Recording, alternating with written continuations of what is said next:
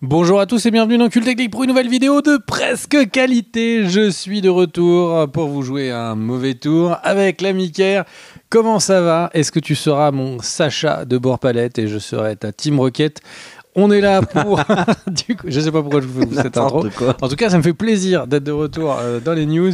Mon congé paternité est fini. Je reviens au travail déterminé et heureux. Et du coup, mon cher Kerr, ça fait vraiment plaisir de te voir. Juste d'avoir ce rayon de soleil que tu es sur l'écran qui est devant mes yeux, eh bien, j'ai l'impression de bronzer. C'est un vrai plaisir. C'est quelque part l'été avant l'heure. Merci à toi. Et puisque je sais que tu n'as pas envie de perdre ton temps parce que pour toi, le temps, c'est de l'argent, eh ben, tu veux nous parler d'argent avec le point pognon. Oui, mon cher Greg. Alors déjà, ça fait plaisir de te retrouver. Sachez qu'il y a une vidéo sur la chaîne sur House of the Dragon. Accessoirement, si vous voulez. 3 semaines de congé pat, Kerr, pas un appel, pas une news, rien. Ouais, non, mais t'es tellement... Il me dit, entre collègues, j'ai pas l'habitude de créer ce genre de contact avec un collègue. Tu sais que dans toutes les vidéos que j'ai enregistrées tout seul, je n'ai pas arrêté de parler de toi. J'en sais rien, j'étais en congé paternité, j'ai pas vu les voir. Tu n'as pas vu. Bon alors, le poids pognon, mon cher Greg, on va commencer avec... Alors, il y a deux trucs qu'il faut quand même citer. Mais c'est vrai, je dois avouer que beaucoup de gens ont dit que t'avais vachement craché sur moi, dans mon dos. Non, pas du tout, n'importe quoi. Alors, il y a deux vraiment sujets majeurs dans le box-office donc il faut qu'on aborde, mon cher Greg. C'est Vice Versa 2 et un petit truc en plus. Un petit truc en plus, je vous en avais parlé déjà dans la précédente vidéo news. Le film français continue d'être un phénomène en salle en France, puisqu'il n'a perdu sur son 7e week-end que 12%. De sa fréquentation et qu'il est au moment où on vous parle à plus de 7 millions d'entrées. C'est un des plus gros succès français ever. C'est déjà le plus gros succès français de la décennie et il peut tranquillou bilou s'approcher de ce qu'on avait dit dans la précédente vidéo, donc c'est-à-dire le cap des 10 millions et puis taper qu'est-ce qu'on a bien pu faire au bon Dieu, etc. Bref, énorme surprise que ce succès du film d'Artus. Voilà, et il y a une autre surprise, c'est Vice Versa 2 qui fait un démarrage aux États-Unis et à travers le monde, alors qu'au moment où on vous parle, il n'est pas encore sorti en France. Mais au moment où vous regarderez la vidéo, ça sera le cas. Vice Versa 2, eh ben, il a débuté, les amis, avec 155 millions de dollars aux US. C'est le deuxième film seulement depuis l'année dernière à réaliser cet exploit. Le précédent, c'était Barbie, donc passé les 100 millions. C'est le plus gros succès de l'année et de très très loin, puisqu'il a fait 155 millions. Le plus gros succès jusqu'à présent, c'était Dune 2 à 80 millions et Godzilla X Kong à 80 millions. Donc c'est un démarrage absolument énorme. Aux États-Unis, c'est le deuxième plus gros démarrage de l'histoire de Pixar, derrière Les Indestructibles 2, donc énorme. Et au niveau mondial, c'est tout simplement le meilleur démarrage de l'histoire pour un film animé. Alors bien évidemment, il faut prendre en compte l'inflation, mais ce chiffre-là ne prend pas en compte l'inflation. Donc si on prend en compte l'inflation, bien évidemment, on peut relativiser les choses, mais comme les Américains aiment ne pas prendre en compte l'inflation et parler juste de dollars, le fameux billet vert, et ben dans les faits, Vice Versa 2, c'est le meilleur démarrage d'un film animé ever. Et ça, honnêtement, alors c'est une très grosse surprise. Personne ne s'attendait à un tel succès, que le film soit bien accueilli et fonctionne. C'était tout à fait une possibilité. Vice Versa, premier du nom, était un très bon film. Mais que le 2 soit un aussi gros succès, ça par contre, clairement pas. Et c'est une bonne surprise pour Disney. Et du coup, dans une précédente vidéo, j'avais dit que je voyais bien Deadpool et Mufasa être les deux plus gros succès de l'année. Est-ce que vu comme c'est parti, Vice Versa 2 est bien parti pour être sur ce podium. Oui. J'ai deux questions pour toi. La première, c'est est-ce que tu t'attendais à ça pour Vice Versa? Est-ce que toi-même t'avais tellement aimé le premier que t'avais hyper envie d'aller voir le deuxième? Et ma deuxième question, c'est est-ce que tu as eu gratuitement ce maillot des San Antonio Spurs parce que tu es le seul homme de Picardie à faire la même taille que Wembanyama? Au niveau des bras. Est-ce que je m'attendais au succès de Vice Versa 2? Bah non, je viens de le dire. Est-ce que moi j'ai envie de le voir? Honnêtement, Le petit cinéma à côté de chez moi le diffuse là. J'hésitais. Le premier m'a beaucoup plu au début, beaucoup plu à la fin, mais je trouve qu'il y a un grand creux dans le film qui. Quand tu dis petit cinéma, est-ce que c'est parce que comme tu fais la taille de Wembanyama, tout te paraît petit? Non. Et pour répondre à ta deuxième, donc j'hésite pour aller voir un Vice Versa 2. Et pour ce qui est de Wembanyama, il faut savoir que si j'ai mis ce t-shirt, c'est en hommage à toi, car nous avons un différent latent hein, qui peut-être, si on compare à des œuvres de fiction, pourrait être l'opposition de j'assume à Allison. 200%. Le GOAT, c'est Jordan. Voilà. Mais c'est pas vrai, t'as détruit ma vanne. Donc on a un vrai conflit, toi et moi, qui est l'équivalent de Rhaenyra Alicent, sur le fait que toi tu disais en début de saison NBA que Chet Holmgren de OKC était le meilleur rookie. Moi je disais bien évidemment que c'était Wembanyama. Non, j'avais émis des doutes j'avais pas émis des doutes sur Wembanyama. J'avais dit qu'Holmgren était un très grand rookie et toi tu m'avais dit mais Wemby va le bouffer. Dans les faits, Wemby l'a bouffé et donc bon, j'ai toujours aimé Wembanyama donc oh là là. cette saison donc je mec porte qui ce se maillot mais raccroche au bus en clin d'œil à après toi quand mon le cher mec Greg. il a le trophée, il fait non mais j'avais toujours dit. Alors que vraiment, mais quotidiennement, il me disait ouais Wembanyama, ça a l'air Attends. Moi, tu j'ai m'avais regardé dit des que matchs de c'était Wembanyama à Levallois l'année dernière un sur ballon qui allait se l'Apple, dégonfler. le NBA, l'application NBA. Hein. Donc voilà. Bon bref, voilà pour le point pognon, mon cher Greg. C'est le moment de rappeler que si vous aimez notre émission, vous pouvez vous abonner. Voilà. Allez, à toi. Alors, fais-nous rêver avec tes news. Moi, je vais vous faire une news, puisqu'elle a fait un gros point pognon. Moi, je vais vous faire une news que je vais faire rapidement, mais pas trop, mais qui est pour moi la plus grosse news de la semaine. C'est une news qui s'appelle, donc c'est la société Fable, qui a eu un petit Emmy Awards en 2019 pour sa manière innovante de faire du business, vient de sortir une petite plateforme de streaming. J'ai envie de dire, Kerr, qu'est-ce qui te manque dans ta vie? C'est une nouvelle plateforme de streaming. Voilà, qui s'appelle Sable et qui ne diffuse que Mad Max et Dune. Voilà. Et le truc, c'est que du coup, cette plateforme, qui est donc la plateforme de Fable, c'est absolument tout ce que tu as rêvé. C'est-à-dire que tu voulais une nouvelle plateforme, eh bien, ça te l'a donné. Je l'ai.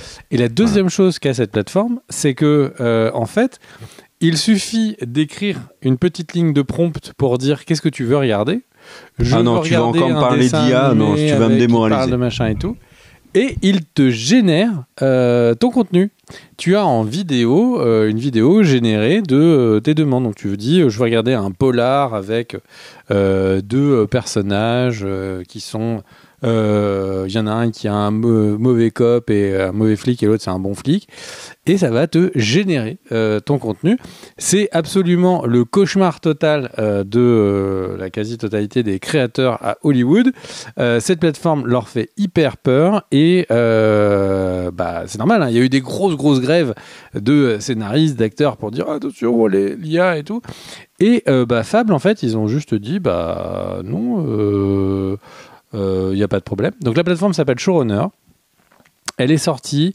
Ils ont déjà sorti un épisode de South Park généré par IA.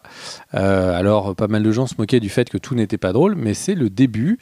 Et donc, si vous vous souvenez, la première vidéo qu'on avait fait sur l'IA il y a longtemps, franchement, je pense que c'était il y a 3 ou 4 ans, on avait déjà dit que le grand rêve de certains studios et certaines plateformes, comme par exemple Netflix, c'était d'être en capacité un jour d'avoir assez de droits de contenu pour faire un peu Ready Player One, c'est-à-dire ils ont les droits de contenu de plein de choses, et nous on fait un prompt, on dit je veux que ce soit un film avec Harrison Ford qui a un lasso et qui va récupérer des objets dans des temples anciens, et ça vous fait Indiana Jones 7. C'est à la fois le flip, à la fois peut-être le rêve d'avoir le contenu que vous avez rêvé et tout. Et le but de Showrunner, en fait, donc de la plateforme, c'est que quand, admettons que Care fasse un prompt génial qui génère une vidéo super, et ben c'est du coup de vous la pousser, donc de créer en permanence. Donc en gros, tout le monde serait en train d'avoir des idées et de créer le contenu de tout le monde via cette plateforme. Moi, je trouve que c'est la méga angoisse, mais tout le monde disait que ça allait arriver, personne ne savait qui allait le faire. Eh bien, Fable est le premier à avoir sorti sa plateforme. Et la dernière question, mon cher Kerr, que je te pose... Attends, mon cher Greg, quand même, j'ai une question. De savoir... C'est Sable ou Fable? Fable. Et le truc... Fable. Donc en fait, ma blague sur Mad Max et Dune ne fonctionne pas du tout. J'avais compris Sable. C'était vraiment aussi bien que d'hab, il n'y a pas de problème. Et est-ce qu'on peut continuer de faire que semblant que c'est Sable pour que je puisse dire que les mecs qui ont inventé ça ont un vrai grain? Ok. Et du coup, ma question, mon cher Kerr, c'est est-ce que... Alors, je sais que tu rêves d'une autre plateforme où tu puisses t'abonner. Est-ce que tu prendras le tiers 4K 8 écrans ou le tiers avec de la publicité, mais budget 2 € de moins? Les trucs générés par IA, tout ça, j'en veux jamais. Jamais. Je préfère me limiter à mon jardin potager, il n'y a aucun problème. Voilà. Tu as ma vision des choses. C'est à toi. Je précise juste que le Fonds mondial international, la FMI, a annoncé qu'il fallait commencer à prévoir des plans de défense des emplois suite à certaines suppressions d'emplois pour les IA. Voilà. C'est pas corrélé, je sais pas pourquoi j'y pense. Voilà. C'est à toi. Oui, alors moi je vais vous parler d'un projet qui avance bien, et comme on dit dans le monde du football, le groupe vit bien. C'est le groupe qui travaille sur le film Blade, puisque après le départ d'un premier réalisateur, c'est un deuxième réalisateur qui quitte le projet.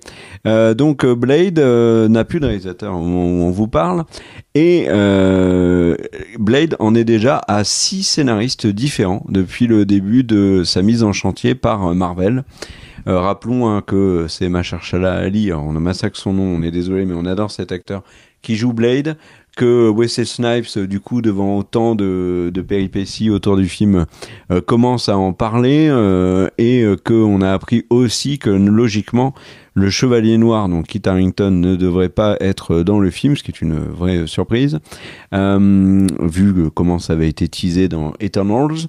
Bref, plus de réalisateurs, une pléiade de scénaristes, vraiment, Blade, projet au top moumoute. Et du coup, justement, Kerr, excuse-moi de te couper dans ta news, mais je voulais te compléter celle-ci, parce que Mahershala Ali a dit qu'il pensait, au vu du développement du film, il avait peur d'avoir pris sa retraite avant que le film soit tourné, puisque là, on est sur des projections d'un tournage en 2047, quand le 9e réalisateur aura quitté le film.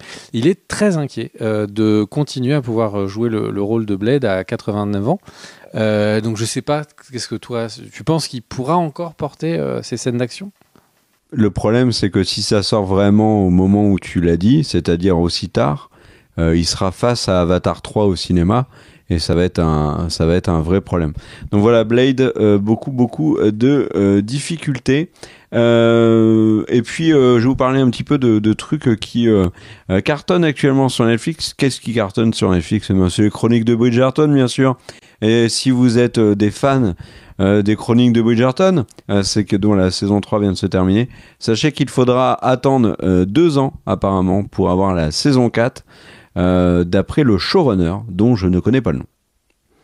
Voilà, ça c'est une news complète, tu vois. Tu vois, il y a tous les infos. Le titre de la série, la date, le nom du mec qui a fait le truc. Ça, c'est pro, c'est carré. Autre news, on s'en fout, c'est Totally Spies. Il va y avoir une série live action développée par Amazon. Et dans le secteur des news qui concernent les séries et qui nous font plaisir, sachez qu'il y a une saison 3 d'House of the Dragon qui a été officiellement commandée. Sachez que ce n'est pas encore officiel pour les Anneaux de Pouvoir. On en avait parlé dans la précédente vidéo sur le teaser des Anneaux de Pouvoir saison 2. Les créateurs de la série ont signé un deal qui logiquement devrait être sur 3 saisons, mais Amazon n'a pas encore dit oui go pour la saison 3. Donc on attend. Sachez que la saison 2 d'Arcane qui déboule en novembre sera la dernière, mais que du côté des créateurs de la série et de Riot, Donc on a envie de continuer de développer des œuvres comme Arcane dans l'univers de League of Legends. Donc Arcane ne serait que le premier chapitre de toute une série d'histoires sur l'univers de la faille de l'invocateur. The Boys aura une saison 5. Ça on le savait, on l'avait déjà dit dans les news, mais sachez que c'est la dernière. Le Eric Kripke, le créateur de la série, avait eu un discours un peu chelou ces dernières semaines, on en avait parlé dans les news, où il laissait entendre que potentiellement la série aurait d'autres saisons. Finalement c'est non, la saison 5 sera bel et bien la dernière. Il a précisé que les Boys ne reviendraient pas, quoi qu'il arrive. Alors il a bien dit les Boys, donc est-ce que du coup ça voudrait dire que les super présents dans la série pourraient revenir? Pourquoi est-ce que je parle de revenir? C'est parce qu'ils ont dit que bien évidemment ils étudiaient la possibilité de faire des spin-offs sur l'univers de The Boys, et là il y a foison de rumeurs sur un spin-off autour de Jeffrey Dean Morgan, le Negan de The Walking Dead, le Donnie Duquette de Grey's Anatomy, le comédien de Watchmen, qui apparaît qui arrive dans l'univers de The Boys dans cette saison 4 et qui pourrait avoir sa propre série. Et ils ont également parlé de Jinvé. Ils ont déjà dit que l'acteur qui est décédé, dont j'ai complètement oublié le nom, et j'en suis navré, donc du coup je vais le chercher et le dire. Et ben cet acteur ne serait pas recasté, et ça je trouve ça très cool. Donc son personnage décédera dans la série. Et il ne reviendra pas. Cet acteur, c'est Chance Perdomo, donc qui est décédé il y a quelques mois, et lui ne sera donc pas recasté, son personnage bien évidemment. Et ils espèrent que Jinvé va continuer au-delà de The Boys. Donc pour cela, il faudrait que les audiences soient au rendez-vous. Mais on n'a pas terminé avec The Boys, en tout cas avec l'univers de The Boys. Voilà mon cher Greg, et une dernière petite news là, comme ça avant de te redonner la main. La dernière saison, qui est la 3e de la série Viking Valhalla, débarque le 11 juillet sur Netflix. Il y a déjà un trailer qui vous attend. Moi j'ai été extrêmement déçu par la saison 2, on avait fait une vidéo d'ailleurs sur la chaîne pour en parler. J'avais trouvé vraiment des grosses qualités à la saison 1, mais alors la saison 2 m'avait scié les pattes. Et dans le mauvais sens du terme. Et là, vraiment, Viking Valhalla, saison 3, ce qui est la dernière, eh ben, on va voir ce que ça va donner. Mais c'est pour le 11 juillet qu'on tournera la page de Viking. Visiblement, il n'y a pas d'autres spin-off prévus pour l'instant sur l'univers de Ragnar Lothbrok. À toi, mon cher Greg.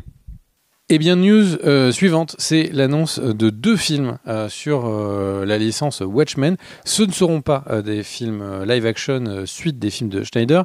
Ce sont des films d'animation qui se veulent, d'après Warner, extrêmement fidèles. Il y aura 2 chapitres, un chapitre qui sortira cet été, l'autre en fin d'année. Ça va être un petit peu en alternance avec Infinite Crisis Part 3, qui est à l'heure actuellement uniquement en préco. Voilà, on avait fait je crois une news, un truc comme ça, on avait fait une petite analyse des 2 premières parties de Infinite Crisis, qui est pour l'instant plutôt tiède. Crisis on Infinite Earth, qui est plutôt tiède. J'espère que c'est parce qu'ils ont mis le budget et le rythme sur, du coup, les Watchmen. On enchaîne avec un petit tunnel de news de jeux vidéo. Il va y avoir un jeu vidéo Dune Awakening, qui va sortir dans quelques mois. Il y a voilà. Il va y avoir un nouveau jeu Batman Arkham Shadow qui va sortir si vous aimez Batman, et il y a le dernier trailer de Star Wars Outlaw qui vient de sortir, et donc lui pareil, le jeu va débarquer le 30 août, donc dans vraiment pas longtemps. Voilà, donc pas mal de jeux qui vont être sur des licences plus grand public. Est-ce que tu veux renchaîner, mon cher Pierre? Alors, puisque tu parlais de DC avec Watchmen, mon cher Greg, et l'adaptation donc de l'œuvre d'Alan Moore et Dave Gibbons. D'ailleurs, il y a un trailer et je l'ai trouvé extrêmement réussi, donc je suis très emballé. On va rester du coup chez DC. Quelques petites infos pour vous dire que My Adventure with the Superman, la série animée, aura une saison 3, que du côté du nouveau DCU de James Gunn, sachez que la série d'animation qui va officiellement lancer le nouveau univers développé par James Gunn chez DC, qui s'appelle Creature Commandos, ça déboule en décembre. Ça commence en décembre. James Gunn a précisé que c'était directement après Peacemaker saison 1. avec Amanda Waller qui avait les mains liées et qui reformait une nouvelle équipe. Il a également dit que des personnages de Creature Commandos apparaîtraient dans son film Superman. On ne sait pas lesquels, donc, mais c'est quand même du lourd. On a appris également du côté de DC que Peacemaker saison 2 qui sortira incessamment, enfin dans quelques mois malheureusement, mais qui avance bien et le tournage avance bien aussi, aura une nouvelle intro dansée. C'était exactement ce qu'on voulait. La première saison avait une intro oufissime. Et ben on va en avoir une nouvelle pour la saison 2. J'espère qu'elle sera aussi bonne. Et alors là, mon cher Greg, tu vas voir cette news qui va suivre sur DC, va t'étonner. Tu as parlé de série animée sur Watchmen. Et ben alors, là pour le coup, m'étonne pas.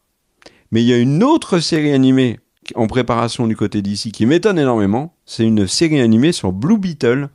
Sachez que l'acteur Zolo Mariduena, qui est donc également l'acteur de Cobra Kai, il va reprendre son rôle dans cette série animée qui va être une suite directe du film.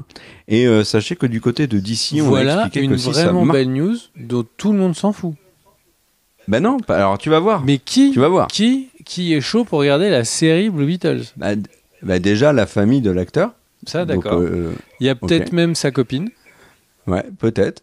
Mais alors, toujours est-il que si ça marche, il pourrait y avoir de nouveaux films sur Blue Beetle et il pourrait être intégré du coup dans les projets du DCU de James Gunn. Donc en fait, le truc, c'est qu'un film peut être un méga échec, le public peut dire on s'en fout. Mais si la série marche. Mais si la série marche. Mais non, mais déjà, regarde, la série Harley Quinn est géniale. Ça tombe, la série Blue Beetle va être très bien. Mais tu perds de l'argent, tu continues. Tu crois qu'il y a peut-être 50 personnes qui ont acheté des jouets Blue Beetles à 4 millions. En fait, c'est rentable. Mais Peacemaker, c'est exactement ça. Peacemaker, il est dans The Suicide Squad avec John Cena. Le film est un four au box-office. Il en fait quand même une série. La série est un succès. Et aujourd'hui, il y a une saison 2. Donc, alors après, c'est le bébé de James Gunn. Donc peut-être qu'il la sauve pour ça. Mais en tout cas, les critiques étaient excellentes et Peacemaker revient d'entre les morts. Donc c'est très cool. Moi, je ne crois pas une seconde en la série Blue Beetle. Si c'est ta question. Mais pourquoi pas? Non, en fait, j'ai pas envie de la voir. Mais ceux qui ont envie de la voir, pourquoi pas pour eux? À toi. Alors, on enquille par des petites news. Déjà, Star Wars The Acolyte, on a vu avec Kerr. Kerr a trouvé que c'était un vrai chef-d'œuvre. Je suis un petit peu mitigé. J'ai trouvé que les 2 premiers épisodes étaient un peu mous et le 3e vraiment beaucoup plus intéressant. Et pourquoi j'en parle, c'est parce qu'on ne peut pas vous en parler en vidéo avant 1 ou 2 semaines, je pense.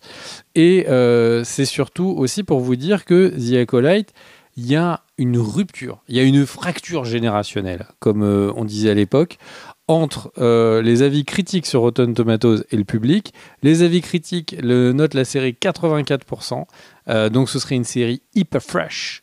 Et le public note un petit 15% en disant que c'est une série complètement naze.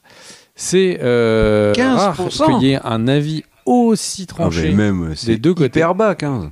Pardon ? Je suis très étonné qu'elle ait que 15%, c'est dingue. Non mais c'est du côté des critiques qui notent sur Rotten Tomatoes, la série est très kiffée, et du côté du public, c'est un four total. Je suis très curieux de voir les résultats d'audience qu'on aura dans quelles semaines. Mais The Acolyte, faut voir si c'est pas un review bombing quand même. De quoi ? Faut voir. C'est peut-être un review bombing aussi, hein. On sait pas. Hein. Un review bombing, ouais, ok. C'est la réponse à tout. Non, c'est pas la réponse à tout, parce que j'ai dit c'est peut-être tu as raison. Review bombing. Tu as mis les conditions. Avengers 5, mon cher Kerr, on a parlé la semaine dernière. À croire que quelqu'un a regardé les vidéos. Et donc, Sean Levy, tu en avais parlé, le réalisateur de Deadpool et Wolverine, qui, du coup, était censé être à la réalisation. Puis, Kerr vous a annoncé qu'il ne l'était plus, puisqu'il y avait un problème de planning. Alors, vous me devinerez avec quoi ? Eh ben, il a déjà des engagements avec Stranger Things, et donc, il ne pouvait pas partir sur la réalisation du film, mais le film est reporté. Et donc, alors, comme il est reporté, Sean Levy pourrait être dessus. Donc il est de nouveau en pourparlers d'après The Hollywood Reporter. Et puisqu'on parle de report de Deadpool enfin pas de Deadpool et Wolverine, mais de Avengers 5, sachez que dans la catégorie report et on retourne et on refait des trucs et tout, Captain America Brave New World, il y a des reshoots visiblement d'après le casting très importants. Il y a un nouveau personnage mystérieux qui va carrément être réintroduit dans le film, donc qui est tourné a posteriori. Il y a Juan Carlos Esposito qui est casté dans un rôle mystère pour l'instant. Est-ce que, mon cher Kerr, tout ça ne donne pas l'impression qu'il y aurait un petit Chris Evans qui n'était pas prévu, qui va arriver, histoire de nous sauver le film, et un petit Avengers 5 qui va intégrer un petit Iron Man, un petit Captain America, à l'ancienne des fagots, et qui se donne un petit peu le temps pour les intégrer. Ça fait tellement de semaines qu'on sait qu'il y a des reshoots qui sont pas satisfaits, qu'ils ont changé le titre. Enfin, ce Captain America, c'est Brave New World maintenant ? Tout à fait. C'est ça ? Il y a des choses qui sentent pas très bon avec ce film, et surtout avec ce qu'ils veulent en faire du côté de Disney et de Marvel. Ils ont un discours qui change tellement, tu sais, à dire on va vraiment faire des films sur des super-héros très populaires, on va en faire moins, etc. Ils continuent d'annoncer des petits films à côté. Enfin, c'est un flou artistique qui est total, et je pense qu'au milieu de ce cataclysme, il y a ce pauvre film. Ils savent pas quoi en faire dans les reshoots. Moi, j'y ai tout de suite pensé au fait qu'il y ait Chris Evans. Je pense qu'ils essayent aussi de trouver une porte de sortie à Harrison Ford, même si Harrison Ford est présent dans la promo. On sait que il avait été annoncé comme absent de Thunderbolt, et puis là maintenant on l'annonce comme présent. Il y a Anthony Mackie qui a dit dans les médias qu'il ne comprenait pas l'absence de Sebastian Stan, donc de Bucky dans le film, tout comme du Baron Zemo. Enfin, il y a vraiment des choses qui sont très étranges sur ce film. Giancarlo Esposito, il est demandé partout maintenant. C'est un truc de ma boule. Là, il va être dans le prochain Francis Ford Coppola. Enfin, c'est vraiment, moi, je suis super content. J'adore cet acteur qu'on a tous découvert dans Breaking Bad en Gus Fring. Mais là, moi, j'ai hâte de savoir déjà qui va jouer dans l'univers de Marvel. Mais est-ce que toi, t'as envie de le voir, ce truc? Moi, je m'en fous complètement, en fait. Non, mais c'est trop tôt. Là, on sait juste... Le MCU, il est tout cassé. Oui, mais regarde, ils ont commencé la promo, là. Et donc, en fait, c'est pas le moment pour être hypé. On sera hypé quand il y aura les trailers, qu'ils auront fini les versions. La question, c'est est-ce que Disney est de nouveau capable de refaire de la qualité ? Parce que quand les derniers films étaient des fours, notamment parce que le scénario était bidon, que le Bob Iger nous dise que c'est donc le patron de Disney, dise que c'est parce qu'il n'y avait pas assez d'exé de Disney pour vérifier la qualité sur place, ça va un petit peu l'encontre de dire il y a une liberté créatrice, il y a des auteurs qui écrivent. Là, c'est en mode le mec qui fait la compta est aussi là pour valider si le scénario est bon. Mais du coup, j'ai un espoir que là, c'est un peu le truc de la dernière chance, quoi. Ils ont un bébé à plusieurs milliards en Marvel.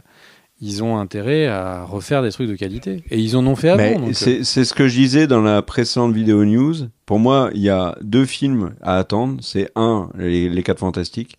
Et 2, surtout, c'est le prochain Avengers. Ils ont quand même annoncé qu'il y aurait 60 personnages du MCU dedans.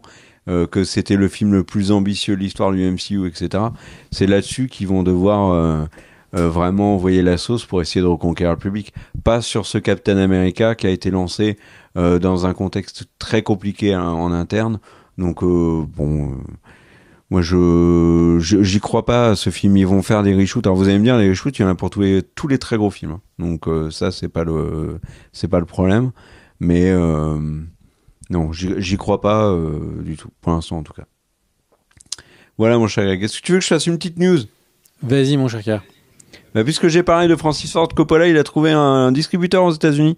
On vous avait expliqué qu'il avait trouvé pour Megalopolis beaucoup de distributeurs en Europe notamment, mais pas aux US. Pourquoi ? Parce que le film qui a été accueilli à Cannes de manière relativement Cannes était relativement peu emballé sur le nouveau Francis Ford Coppola. On rappelle, on en a déjà beaucoup parlé, mais qu'il a financé lui-même.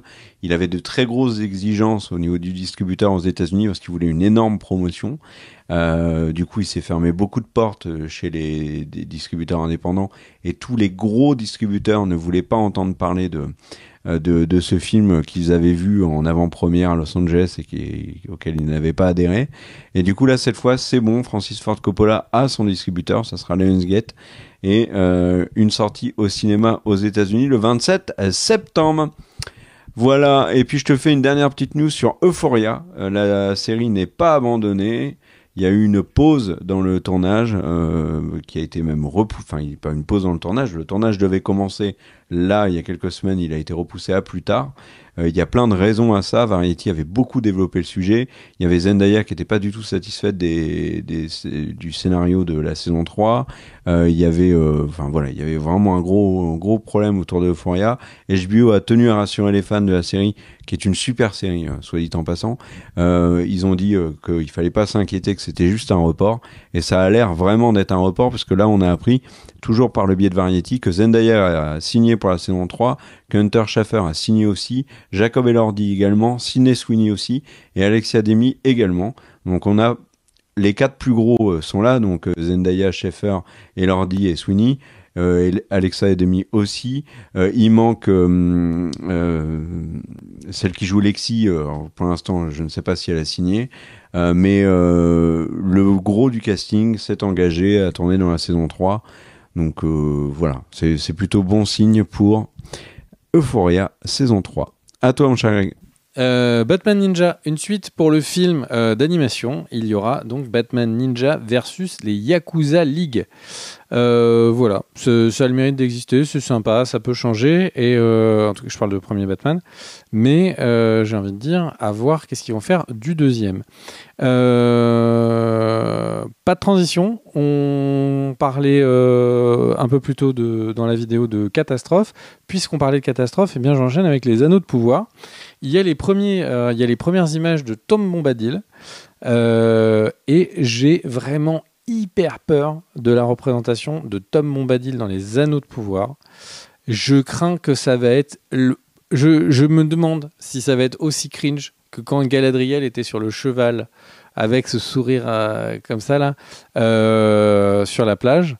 Est-ce que Tom Bombadil va avoir des chansons complètement nazes ou un épisode comédie musicale? Je ne sais pas. Il devrait qu'apparaître. Je pense que Gandalf va le croiser, celui qu'on n'appelle pas Gandalf, mais sur les images, c'est ce que je disais dans la dernière vidéo, Tom Bombadil est inadaptable en l'état, et c'est pour ça que Peter Jackson s'est jamais attaqué au truc. Il est trop chiant à adapter dans la communauté de l'anneau. Après, moi, je suis comme toi, je suis inquiet. Autre série, Sandman, que j'avais bien aimé, va avoir sa nouvelle saison cette année. Et ils ont annoncé l'arrivée dans la famille des autres éternels que vont être, Endless, je sais pas comment dire en français, qui vont être Destruction, Destiny et Delirium. Moi, Sandman, la première saison m'avait beaucoup plu. J'ai hâte de voir ce qu'ils vont faire.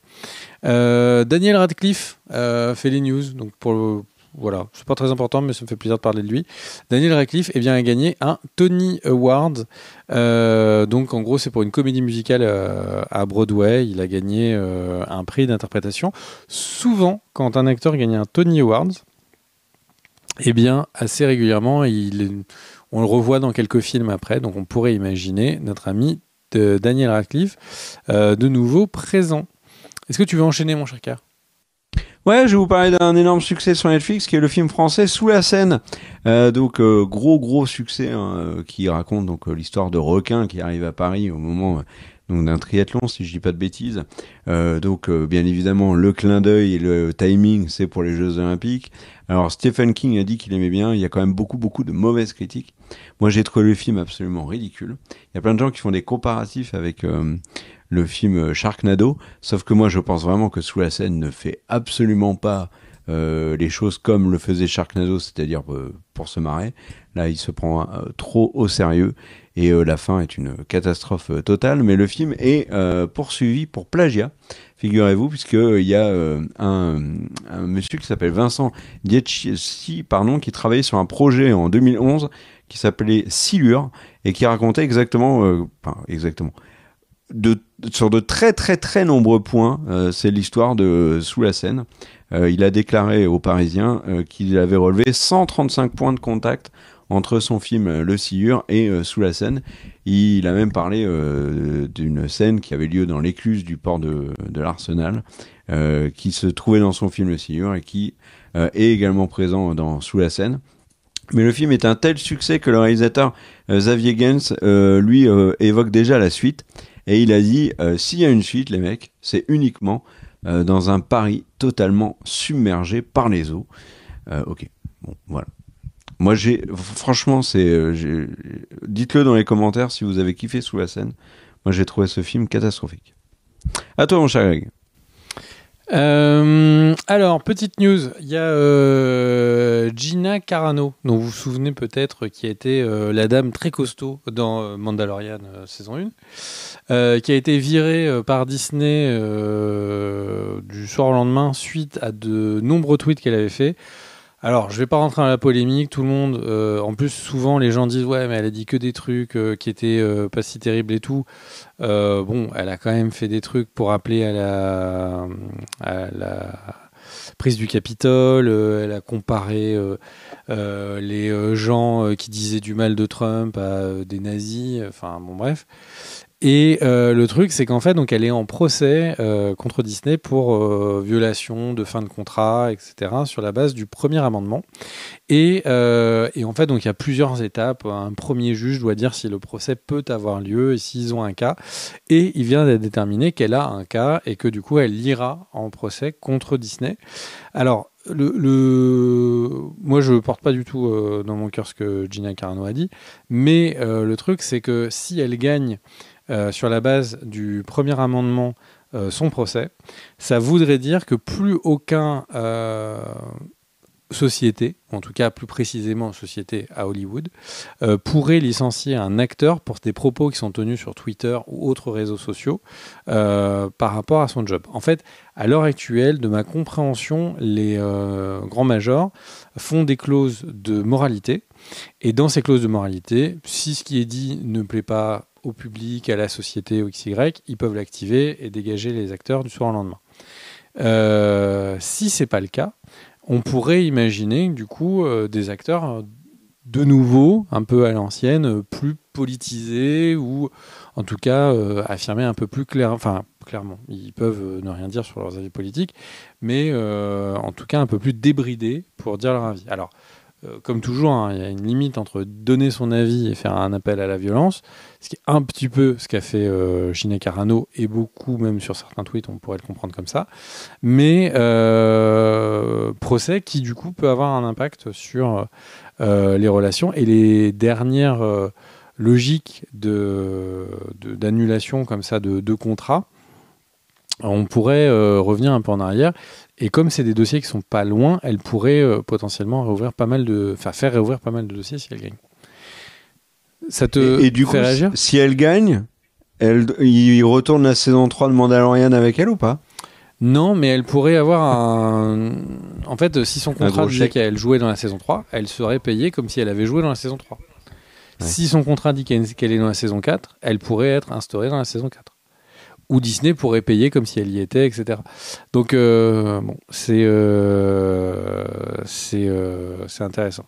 Truc qui est incompréhensible pour moi, Sony a acheté une chaîne de cinéma. Alors, tout le monde dit le cinéma, ça va pas, etc. Sony a acheté la chaîne de cinéma qui s'appelle Alamo Drafthouse Theaters.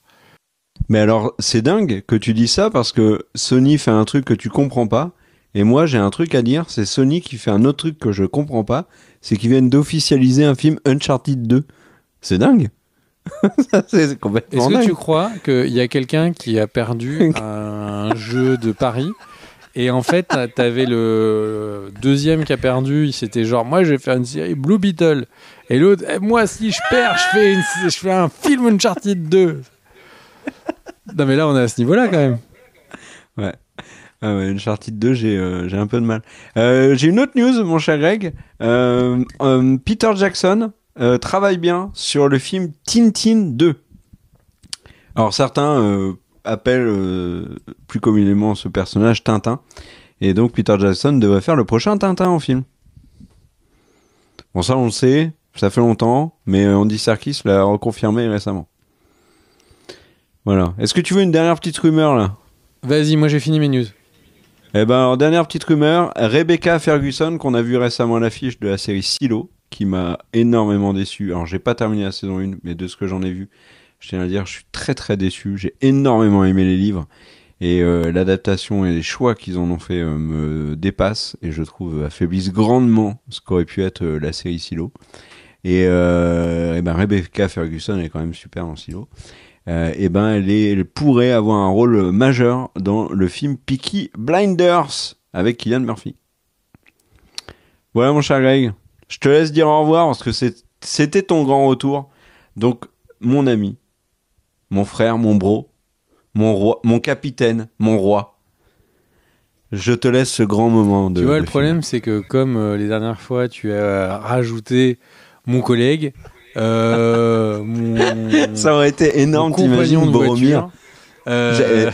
Boromir qui est là, je t'aurais suivi partout. Mon frère, mon roi, mon collègue. Bah moi ça m'a fait plaisir de refaire cette petite vidéo où on se remet petit à petit dans le monde du travail. C'est marrant, c'était vraiment une bulle en fait, le congé paternité, on ne sait plus ce qui se passe dans le monde. On débarque comme ça, fait quoi? Il n'y a plus d'Assemblée nationale, qu'est-ce qui se passe? Et c'est marrant à quel point les choses peuvent changer en quelques semaines. Mais du coup, bah moi ça me fait plaisir de refaire des vidéos avec vous. Et n'hésitez pas à du coup vous abonner, Alors, mettre un commentaire. Qu'est-ce qu'il y a, mon cher Cal ? le problème, Greg, c'est que en fait, on n'osait pas te le dire, mais ton congé paternité fonctionnait un petit peu comme dans Interstellar. Donc toi, tu as cru que tu étais parti pendant 3 Ah ouais, semaines, non mais t'imagines. mais en fait, tu étais parti pendant 8 ans. Non mais Et tu m'as beaucoup rajoutes manqué. quelques semaines, je reviens, c'est plus le même gouvernement. Enfin, ça pouvait être complètement foufou. Mais du coup, le truc c'est que bref, moi, on oublie la politique. Ça me fait juste plaisir d'être là, voilà. Donc puis ça me fait plaisir d'être avec elle, confrère au Caire. Donc du coup. L'homme de la visio, comme on l'appelle. C'est les termes les plus sympathiques qui m'est appelé. Donc, bon. Des bisous à tous, on se retrouve très vite. Ciao, ciao. Et à la semaine prochaine pour de nouvelles vidéos. Bisous.